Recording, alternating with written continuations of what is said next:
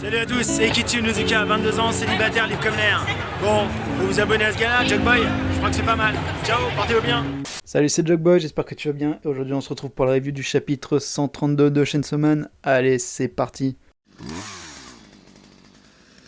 Le chapitre s'ouvre sur Nayuta qui déjeune tranquillement à la cantine de l'école. Mais des hommes armés arrivent et l'emmènent. Mitaka, quant à elle, se trouve dans un hôpital. De son côté, Haruka crée une association pour soutenir Chainsaw Man, mais il se fait rabaisser par un présentateur télé. Il s'agissait en réalité d'un plan de Kiga. Haruka se pose des questions, mais une mystérieuse force le convainc de ne pas s'en faire. Denji, lui, se retrouve ligoté dans une pièce par Yoshida. Il dit faire ça pour protéger Denji, et dit également avoir Nayuta sous leur protection. Denji le menace de le tuer s'il arrive quelque chose à Nayuta. Pour commencer, je voudrais parler de Nayuta et Mitaka parce que ce sont les points les moins intéressants du chapitre. Donc pour Nayuta, on a appris du coup qu'elle utilise son pouvoir même dans l'école, mais je pense que c'est pour des trucs discrets, là notamment dans le chapitre on la voit l'utiliser pour prendre le dessert de ses camarades. Donc je pense que c'est des petits trucs comme ça, sympas, pas méchants, elle va pas contrôler la prof. Parce que son but, je pense, c'est que ça reste quand même de passer inaperçu. Et du coup, on sait qui sont les hommes armés qui ont emmené Nayuta, c'est des gens qui travaillent avec Yoshida. Ensuite, pour Mitaka, elle est à l'hôpital, tout ça, voilà. Comme d'habitude, elle se pose des questions. Et pour, encore une fois, Mitaka est d'écouter d'être sauvée par Chainsaw Man.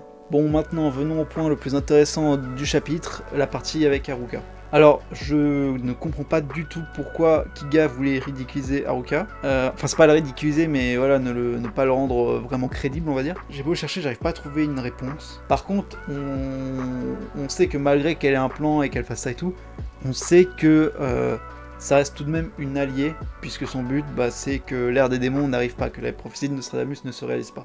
Donc, même si elle fait ça, elle reste bizarre, mais ça reste une alliée. Aussi, du coup, Haruka qui est convaincu par un individu. Alors je dis individu parce qu'en fait, vu qu'on ne voit que son bras, moi je vois 4 solutions.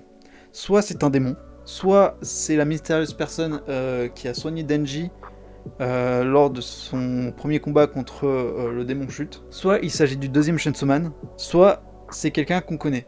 Après ça peut être plusieurs en même temps, hein. Ça se trouve c'est la personne qui a soigné Chainsaw Man et qui est un démon, ou alors la mystérieuse personne qui a soigné Denji et le faux Chainsaw Man, ou voilà, ça.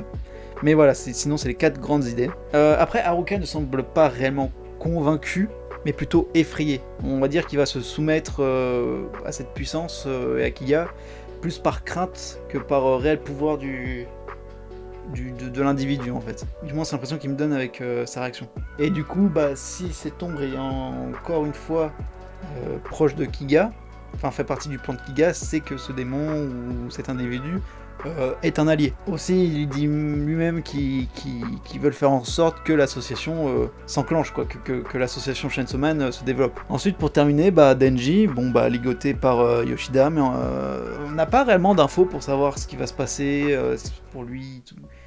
Est-ce que... Moi, par contre, vraiment, le seul truc que je me demande sur ce chapitre par rapport à Denji, c'est est-ce qu'il est dans les pièces de Devil Hunter où ils enfermaient des démons comme ils avaient enfermé le démon futur. Alors je sais pas si c'est réellement le cas, si c'est ça ou si c'est une autre pièce, mais il y a de fortes chances que ce soit le cas. Et puis de toute façon on verra bien, parce que là pour le coup je ne vois pas ce qu'on peut dire sur Denji.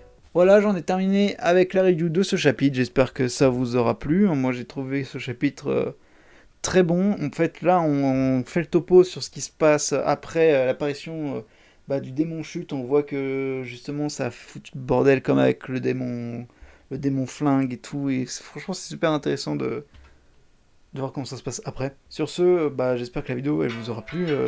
N'hésitez pas à vous abonner, à activer la cloche, pourquoi pas lâcher un like, pourquoi pas lâcher un commentaire, pourquoi pas de partager. Je vous invite aussi à me suivre sur Instagram, et je vous dis à la prochaine. Allez, bye.